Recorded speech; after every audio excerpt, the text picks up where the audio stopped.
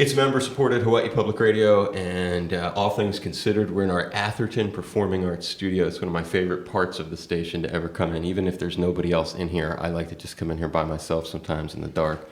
It's a beautiful room. It has this nice sound to it. I'm Dave Lawrence, and very special guest joining us today. New record is Live Book. It's only been out a short amount of time. That's an artist who I'm really excited to have back on the program. You did a phoner the last time you were on, so we didn't actually get to meet. He's at the Blue Note Hawaii through Sunday, and it's guitarist Andy McKee. Aloha. Hey, aloha. Thanks for having me, man. You're welcome. Thanks for taking us up on this opportunity. It's really a very special opportunity to have you here. He's a hardcore Michael Hedges fan, and he's kind of keeping that alive with his technique and his style. We're going to hear about that. But you're known for, a lot of people listen to Afternoon Drive, All Things Considered. You've heard that before. Oh, sure, yeah. You know that program. Absolutely, yeah. Probably played on one at some point. Actually, I think this might be my first one. Well, yeah. So we'll go gentle on you. Finger-style guitar technique. We've been lucky, Jason, engineer, and I've been watching him kind of messing around here in the room. But for folks listening, thinking about your style, which is an unusual style. I already mentioned one of the guitar players who really had a lot to do with you and influencing you. Talk a little bit about what makes your finger-style guitar playing technique a little bit unusual or different. Well, I guess the term fingerstyle guitar is pretty broad. It just generally means playing without a pick. Sure. But where I kind of fit in under there is, I'll pluck strings with my right hand fingers, but I'll also do tapping on the guitar neck and slap harmonics, and percussion on the guitar body. That's the great thing about the acoustic guitar is it's essentially a big drum as well, Right. So, those are some of the other techniques that I like to incorporate into it. And what drove you to pick it up in the beginning? I know metal was a big thing at some point in your life, possibly even in the beginning. That's how I kind of got started with music. What was your original impetus to get this thing into your hand? Well, I guess the first guy that made me want to play guitar is a guitarist named Eric Johnson, who does a lot of instrumental electric guitar. Right. But I had been listening to rock music and heavy metal, and hard rock, all kinds of stuff before that. But he was the guy that made me think, okay, I actually want to try guitar. Cliffs of Dover had already been out, or that was it? Yeah, exactly. Yeah, Cliffs of Dover. And what drew me to it, I think, was just hearing somebody express themselves with the guitar so clearly. I think he has a great melodic sense, and so hearing this instrumental music where it really felt like he was communicating something, just with the guitar, right. Blew me away. And so I was drawn to the guitar and I guess instrumental music at the same time, really. And so he was the guy that got me into it, and I played electric guitar for a few years, but when I was 16, I kind of made the switch to the acoustic after discovering the possibilities on that, and players like Michael Hedges and Preston Reed and Don Ross, where they were, using different guitar tunings and different techniques all over the guitar to create a full piece of music, with just one guitar. And so you switched to the acoustic. Was it cousin Michael that got you onto the acoustic? I would say initially it was actually Preston Reed. Okay. When I was 16, I saw him do a guitar workshop kind of thing. And, I was just mesmerized with what he was doing. And, I started to try to emulate that a little bit and try to get into the acoustic guitar. And I discovered Michael Hedges, I guess, about a year later. And he became really the guy that changed the direction of my life. It was like, okay, I'm definitely doing the acoustic guitar. And, his music resonated with me like nothing I'd heard before, so. Boy, it really feels like we're in the future talking about him, and he's been gone almost. It'll be 20 years next year. That's right, yeah. That we lost him. So it's wild. It's very like Jetson-y kind of moment. think like we're talking about him in this context. Well, you make some great original music. You made a lot of people happy with your music because you've you're a very organic success, and that's sometimes the best. Maybe that's why you're such a nice guy and easy to talk to and stuff. Pick a song from your own catalog that you'd like to play for us in this room. What do you think of the room? Is this a nice little setup in here? Oh yeah, this is great, man. Love it's a nice sound. Yeah, the wood helps with the reverb and everything. Nice natural tone in here. Yeah, it does. I mean, it's got a great sound. I knew you would sound cool in this room. And what do you think you'd like to? Well, I guess I'll probably do a tune of mine called Drifting, maybe for any of the listeners who have no idea who I am. This is a tune that really sort of launched my career in a big way when I uploaded videos onto the web, the internet, with YouTube. And so, I played the guitar sort of in an unusual way with this tune, and then people were kind of curious about that, I think. That's a great way for people to discover you. That adds to the organic element. There's been so many talented cats who have, and connections to bands. Like Neil Sean found Arnel Pineda for Journey, and guy from Yes who replaced John Anderson. A lot of different cats have made it through that forum. It's a good library of resources too. I love going there and listening to interviews or watching shows or whatever it is. So, all right, well, we'll hear it here, and it's Andy McKee and inside our Atherton Performing Arts Studio, all things considered.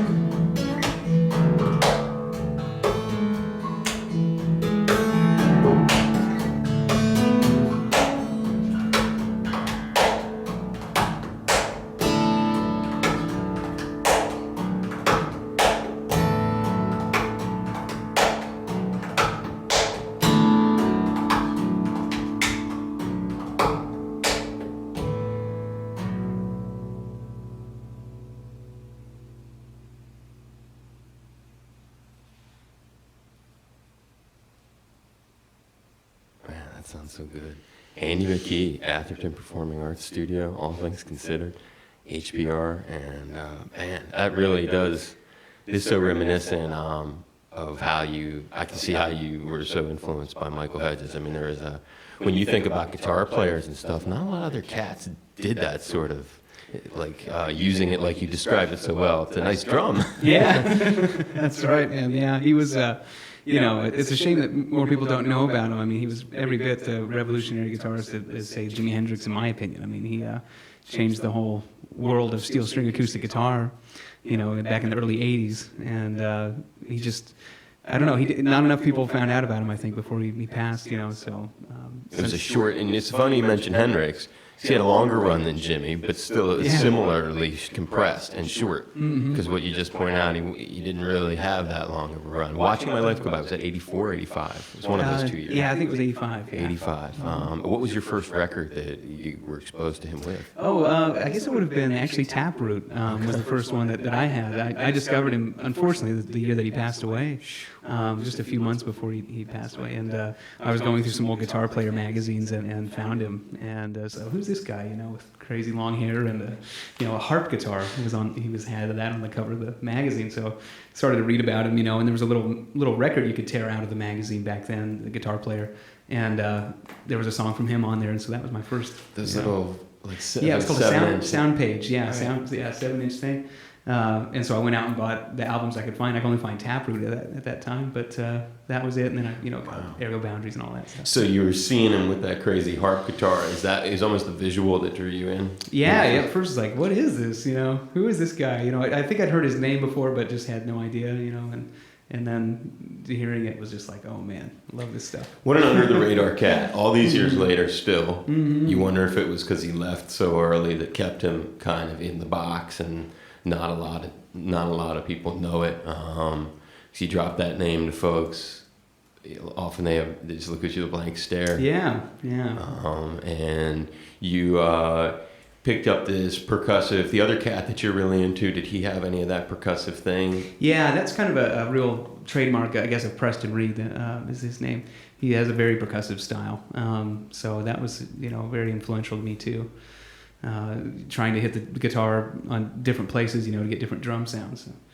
And through your years of playing, has your style sort of grown to include, has it embodied more of his sound? Because I say it with, it's something I know that you're proud of, and you should be. You're kind of keeping the flame of Michael Hedges alive in so many ways, and you speak of him so fondly. You do him such justice by continuing to expose him. I mean, it's such a nice thing that you do, because he meant a lot to the people who got into his music in the 80s. He was a real, like you, I'd come from like a hard rock, heavy metal thing, and I found this guy and was watching My Life Go By, a wonderful album filled with songs that he sings, and he didn't always do that. So that was an unusual record for him too, because it was quite a bit different from all of his other records. Really. Yeah. So has your style sort of continued to grow, and you return to his music and maybe find little nuances and things that you hadn't discovered before?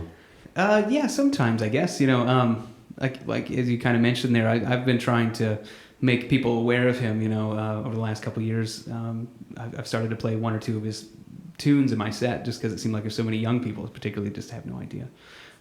So I'll go revisit his music, and there's always so many little nuances, right. And just such sophisticated compositions that he was coming up with. So yeah, there's always something to get inspired by there. And the live recordings are another, I guess, because there isn't that much studio stuff. They've become something to there's quite a few of those, and he would, like you, break out different tricks live, and in the moment, much like you do, have these very special little, and it's an intimate thing. Maybe that's the word that makes Michael's playing and yours. Maybe that's what so many people connected with you on YouTube for, was that intimacy. And you said, Andy had said he would play a tune of Michael's, and you had gotten to meet some of his family members. Do they have the same sort of gratitude to you for what you do to keep Michael alive in so many ways musically? Yeah, I guess it was last year I got to meet his younger brother and his sister, and then his son as well. And it was all kind of through a mutual friend, So, after the show, meeting them, and, we just all ended up in tears, to be honest. I mean, it was just hard to, it was something that I thought about, for years. Like, I knew I could never meet Michael because he passed about a few months after I got into him, but I always thought maybe I could meet some of his family just to tell them how much his music meant to me, So to have it finally happen was very emotional, and just the way, I guess, that I'm trying to keep his memory, alive. They really appreciated that. So that's huge. Yeah. Well, there aren't many cases like this in music, really. It's an unusual sort of thing. I'm trying to think of any that would be like it, and I don't know that I can think of one quickly in the conversation. If it pops up later, I'll just interject it. But yeah, what you're doing is very special, and for fans of his, it's a huge tribute because you're an original artist. You do your own thing, but you incorporate this music from a guy who left way too early, and I think people really miss. So it's great. It's like you can feel his approval almost as we sit and talk about it. Would you play us one of his jams that you play us something that you whatever you think is I was just looking at my engineer, Jason. I was turning him on to it the other day. I was like, have you ever heard Michael Hedges? No. I was like, well, this is going to be a fun morning for the two of us then. What would you like to stick into the... maybe Aerial Boundaries from Michael Hedges. This is, like I was mentioning, as far as being a sophisticated piece of music, there's a section in this tune that I tried to learn many times and failed so many times. You have to stop strings from ringing out while you're playing other strings with your right hand, and it's one of the most sophisticated things I've ever had to try to learn, you know. And that's a jam, by the way. They would use some of him when I first got into public radio. They'd use it as music beds and stuff. I don't know if they still do. I don't know whether they have. You know, actually, I was going through immigration, and the airport, I think it was up in D.C. or somewhere, and Aerial Boundaries came on the video as they were showing images of like the Grand Canyon and blah blah blah. So it's still getting embedded in various places. And when people hear you play it, they'll hear why, because as you pointed out, it's a song, and he made many songs, but this one is one that it embodies a lot of what Michael Hedges was all about. It's just beautiful that you would play it for us here in our Atherton Performing Arts Studio. It's Andy McKee. Okay, I might just move that out of the way. Yeah, no problem. This is one that needs a little... Yeah, I don't want to be speaking about it. Needs some room to do this, and that's what gets back to what you were talking about, using it like a big drum. This is very cool. The music of Michael Hedges performed by Andy McKee, right in our HPR Atherton Performing Arts Studio.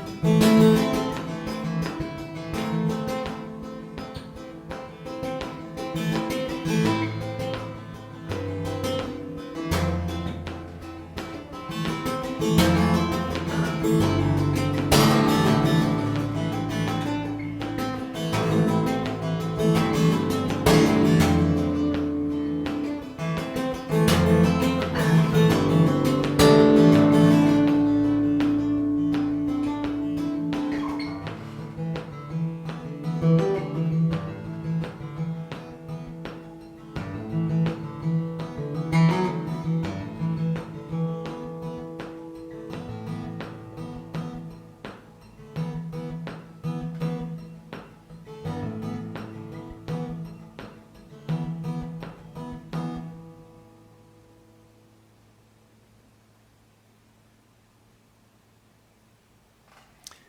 McKee doing Aerial Boundaries from Michael Hedges right here in our Atherton Performing Arts Studio. I feel like I'm 16 again or something.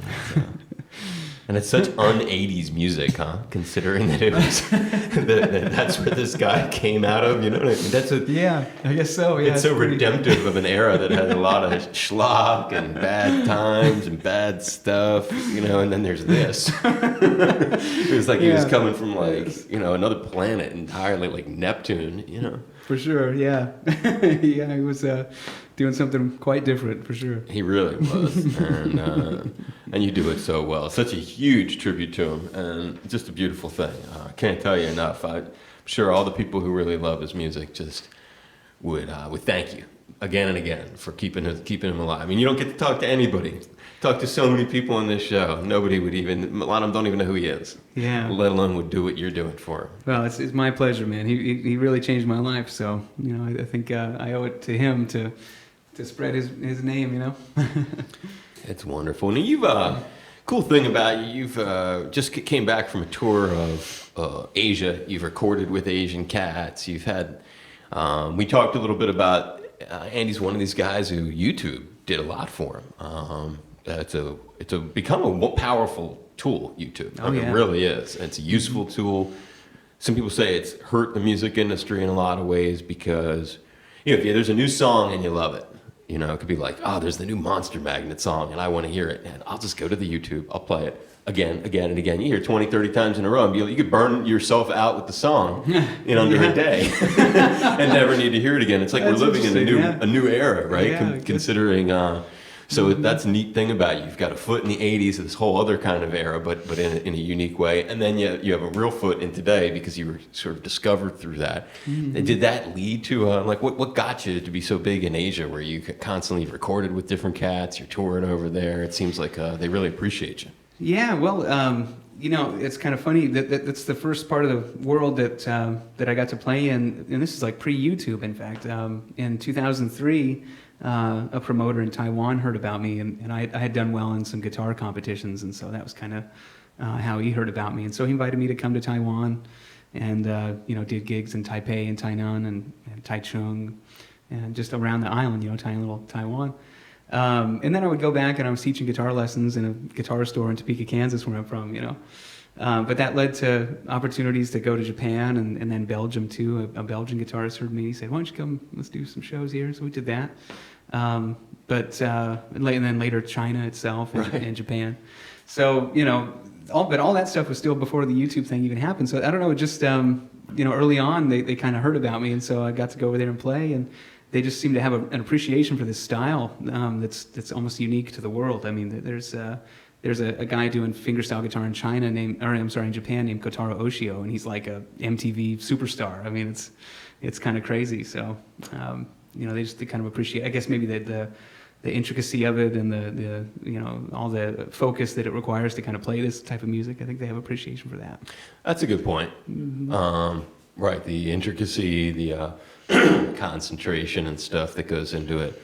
Those will all be good ways I can see that it would connect. Mm. And Prince, one of the other things about you is all the covers. And I don't know if it's just a coincidence, because I've seen the pictures of you with Prince, and Michael covered some Prince. Michael also covered other folks, fans would love to wonder, what's he going to pull out? What weird cover or something is he going to play? And a neat facet, a cool thing that you also do is cover different kinds of folks, and do it in a really creative way. And not just Michael, but some of the people Michael actually liked to cover. And when I was checking out I guess it was your website or one of your social media enterprises, and I saw you and Prince, and I realized that you had gotten to do whole tour, right? And kind of explain, because that's another one of these bridges back to Michael and another similarity. Like, how did you get, how did he find out about you? And how did you end up getting to be so close and up personal with the Purple One?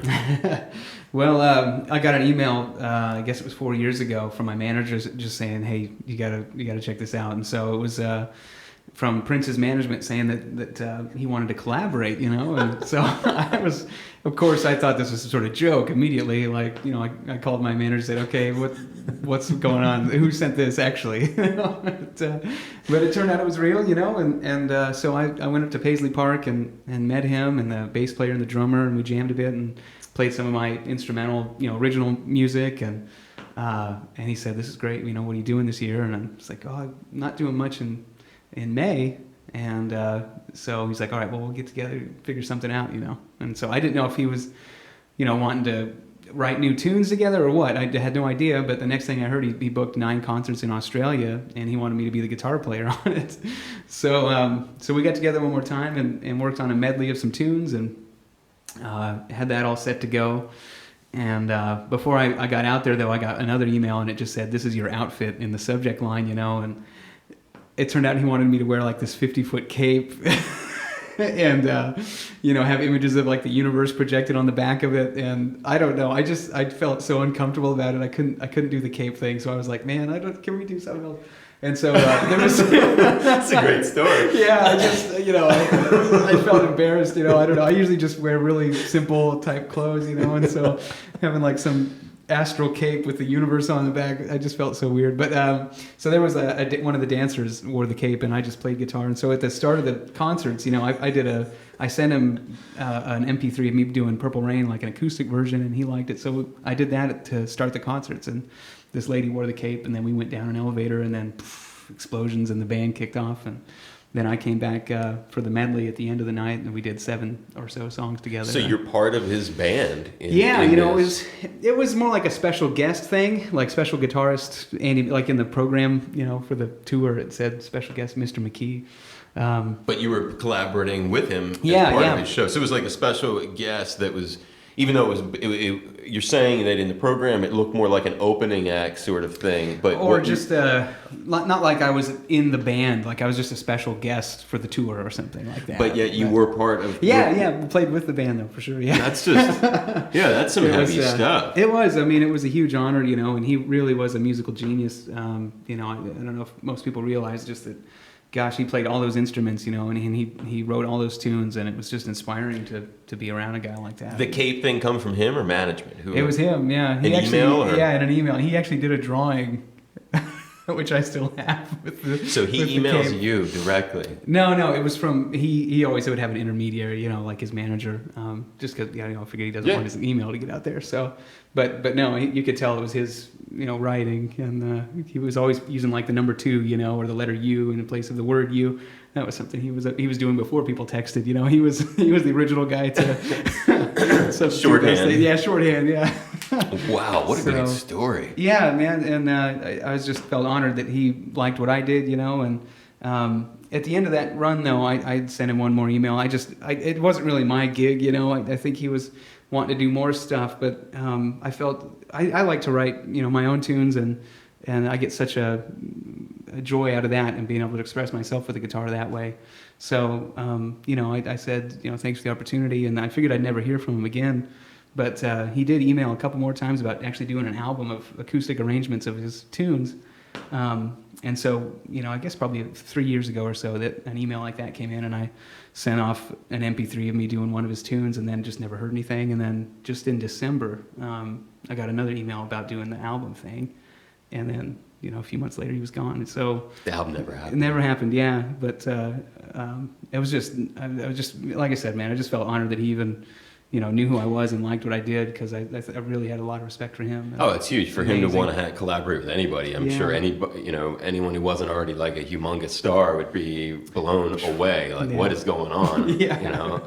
How could this? Am I missing something? What did I do to get the interest of? And just to clarify, so at the end of the Australian run, you were kind of saying, it felt unusual to me a bit. You didn't want to keep doing it. Not really, no. And you're getting paid. Yeah, sure. But I get paid to do my gigs too. So, Yeah. Well, that takes a lot of guts. I mean, that says a lot. That's two things with Prince. One, to say, I really, I don't know how you did it, and that's your business. You'd be like, I just can't see myself in this cape. It's just too funny to me. It's not talking about it with a straight face. It's just such an out there story. But then the second one, to be able to turn down more work with somebody like that. That's just, I mean, that's powerful. Well, you kind of mentioned it earlier too about the whole intimacy thing, of this kind of music. That's kind of why I do it. I feel like I'm really putting myself into this music, and that's why I do it. It was at big places and real not intimate, I guess is what. Yeah, it was like arenas, and we do it for like 3 nights in a row. That kind of just wow. huge. So that's what you're saying. I guess if I'm reading what it was that turned you off. Not necessarily that it was so big, but I mean just that I felt like I can express myself with the guitar, Right. And if it's in front of 20,000 people, or 20 people, if it's just me and the acoustic guitar, I really love doing that. Or if I were to collaborate with someone and create new music, I would love that too. But kind of sitting in to be someone else's guitar player just didn't feel like my kind of thing. So. Well, I have a lot of respect for that, and to be able to, I don't know if I could have even had the guts to say, I just don't want to wear this cape. Yeah, it could have all went away. Fallen, yeah, right. It could have been like, you don't want to wear the cape? Bye. Exactly. You could very easily done that, but shoot, I just felt awkward about it. I can imagine. No, that's gutsy. Two gutsy things with Prince. That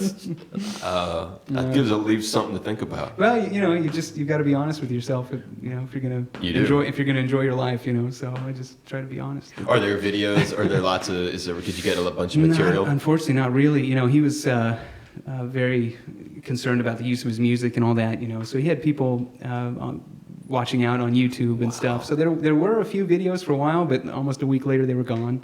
And you didn't get any reference out of it. You didn't get soundboard or anything of yourself. No, but he would actually record the videos too. And after the show, he would like to go backstage and point out things that could be different, or who messed up this note. Things little like James that. Brownish. Totally James Brownish. Not finding you during the performance, at least. not me, fortunately, but other cats. Wow, I can only imagine. It does happen. Yeah, I can only imagine. Anyway, but yeah. So anyway, he was videotaping those shows. Maybe they'll pop up someday. But I have noticed that people have been putting pictures up though that they took, and so that's been nice to see because I just haven't had anything essentially from those concerts. So that's a trip how that works sometimes. Mm-hmm. Sometimes the only memory you get is one in your head. And you got to just stick with it. Yeah, there was maybe if you got time for one more little tiny story. It was funny. After the concerts too, he would like to have another concert, like a mini concert at maybe a 300-seat type venue, a little club. Yeah. But there was one night we didn't have a gig, and so we didn't have an after show. He just wanted to have a little party at his hotel room. And so we all went over there, and he had a DJ playing music until about 2:30 a.m. And then he looked at me and said, "Mr. McKee, you got to calm these ladies down." And he wanted me to play acoustic guitar. Just you? Just me doing some acoustic guitar, And I played a few of my songs, and one of them is a tune of mine called Rylynn. And he said, "Yeah, that's the one that he saw on YouTube, that made him want to get a hold of me in the first place." So, just those little memories. I bet. Just always. That's a heavy one. Yeah, I'll never forget it. I mean, it was just a huge, like I said already, just such an honor to have something like that even recognize my music, Those are things to ponder for the rest of your life. Yeah. I mean, and all of it is insane. I was going to say we could play the Prince, but do you want to play the Rylynn one instead? Sure, yeah.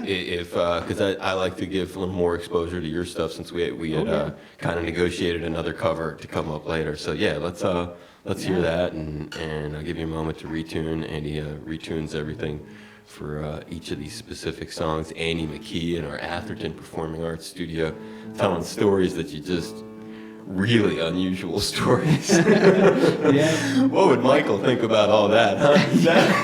I can't see Michael wearing a 50-foot cape either. Yeah, geez. That's good stuff. That's great. You tell that story a lot? I do, actually. Yeah, I have been for a while, talking about that cape story. It's just too outrageous, but... It's Andy McKee, Atherton Performing Arts Studio.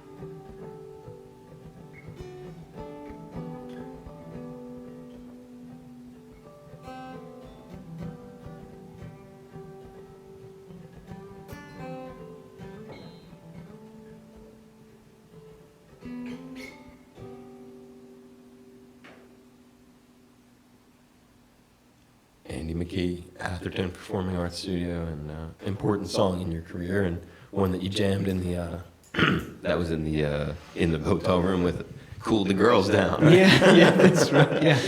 Gotta cool these ladies off. Good for you, man. That's tasty. And that was one of the ones that broke you on the YouTube too. Yeah, that was another big one on there. Yeah. Just really encapsulates the whole ball game. Kind of like the guy whose legacy you keep alive so well, Michael Hedges. You cover a lot of different tunes. There was one that I read. I never heard you cover this. I was just reading up for the thing, and it was one of those jams back then. I didn't really like that kind of stuff. It was like new wave. I didn't even get it, right? But years later, the shelf life for that tune, talking about Tears for Fears, this tune, it grew well over time. It aged very, very well. It's kind of like turned a corner.